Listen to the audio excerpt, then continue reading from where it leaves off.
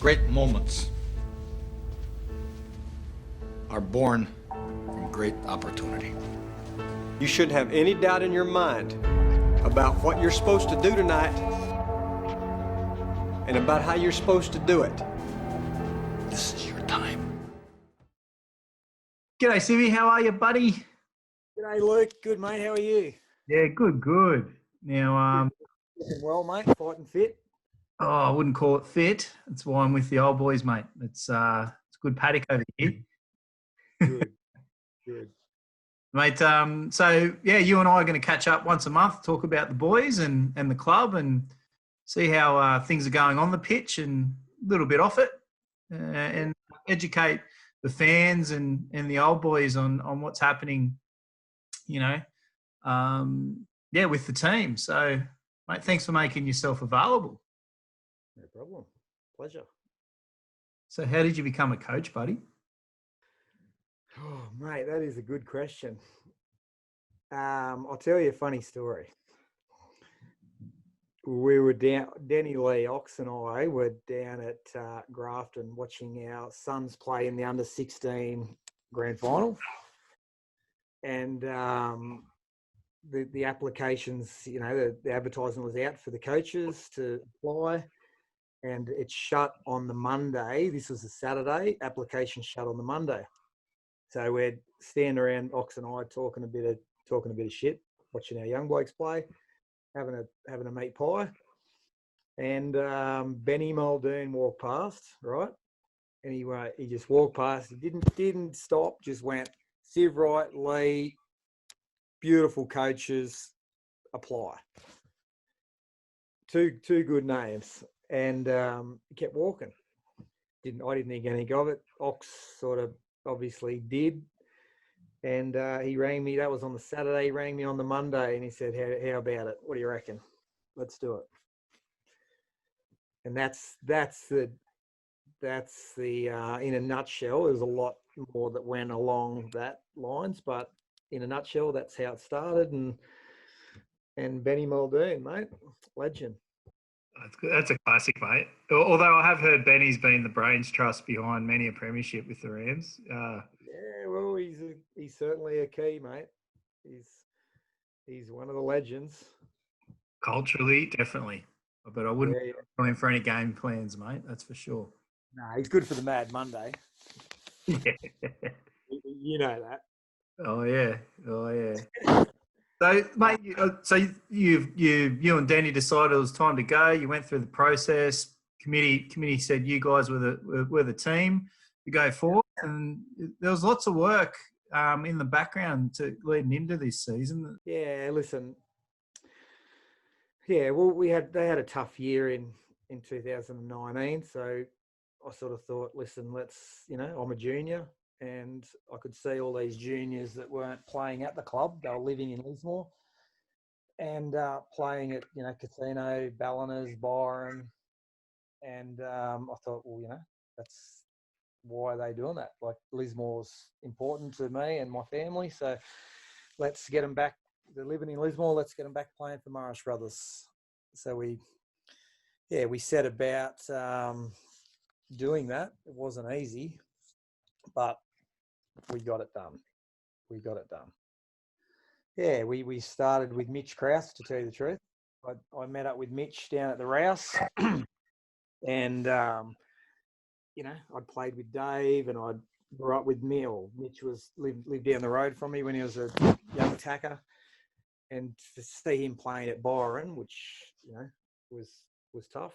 And I thought, well, let's bring him back, and then we started then with Kennedy's and the Pratts and Isaac Lee, and it just flowed from there. And Bardo, Leonard Barlett's back at the club. So we had it was just a roll-on effect, but it it hasn't been easy. They've sort of dug in and worked hard and got the respect of their fellow players and they're back, but we haven't won a game yet, so it's all ahead of us. Oh, mate, it's just good to see those juniors back, and you've made an impression to date, and let's hope it flows onto the footy field. So I suppose Sivewright, and pre-season generally go hand in hand. How are the boys coped with the Sivewright regime during pre-season? Yeah. Well, it started early. We were at the uni in November doing uni stairs. So because they obviously didn't make the semis, so they've had a fair off season, and I got a group of them out to uni, and flogged them. We did. We worked hard before Christmas, and then came back mid-January, and yeah, they've worked extremely hard, and then obviously COVID hit, so that sort of put a bit of dampener on things. But we through COVID we stayed in contact with each other. We really made an effort, and broke up in pods, started training in pods, and then when the restrictions relaxed, we're all pretty fit and healthy and happy, and we got straight back into it. And it's like, yeah, it's been a long off season, but we're ready to play. We're sick of training and talking, but we're ready to go. The old boys, this will be going out to the old boys, but also the supporters. But what do you make of the formation of the old boys, mate? Good, love it. Yep, I think it's a great concept. If obviously it's a lot of hard work to get it up and running, but now it's sort of up. It's going to build and evolve. I think it's there's some great guys, great old boys there that sort of need the connection with the younger current players, and the current players, I believe, need connection with the history of the club as well. So I think it's going to work for the old boys, and it will work for the current players, which, obviously that's my concern at the moment, is the current players. And I think the history of the club is very important for them to realise how, who created the club and how special it's been over the years. Yeah, a couple of players, Civvy, that supporters and the old boys should keep an eye out for. Anyone who's been really impressing? The two leaders in Foll and Jacob Follant and Paulie O'Neill Jr. They're solid, mate. They're the bread and butter. Then you've got the likes of Huey Pratt and Max Elliott that played Q Cup last year. So they're obviously, they're quality footballers. We've got Josh Paxton on the edge. He's going to be dangerous. Krause at the back. Jake Hoban's going to be floating around.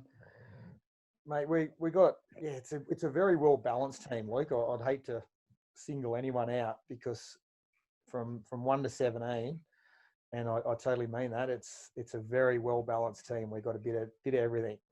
Any of the old boys that are watching this, get out to the casino, see the boys round one. But our big first event, Civvy, for the old boys is the first home game of the season. It will be Bowls Day and collect the gear, and then we've got a special area cordoned off for the old boys to get together and maybe have a few cold ones, but more importantly, get around the teams. And that's all the teams that brothers have got there in the senior club, and absolutely best we can. And by going to the games, we're supporting the club as well, aren't we, Civvy? Absolutely. Yep, 100%. Well, we over the next few weeks, we'll catch up again. Might dissect a few games. Hopefully, we've got some great results. But just to let you know, mate, we're all behind you. You guys are doing an amazing job through what I think no old boy or player or supporters ever come across before. So, everyone's looking forward to rugby league, mate. And good luck with the rest of the season. And I look forward to catching up with you throughout the year. Definitely, Lukey. Thanks for your time, mate. And I'll look forward to actually start playing games, and we can talk about games, not just training.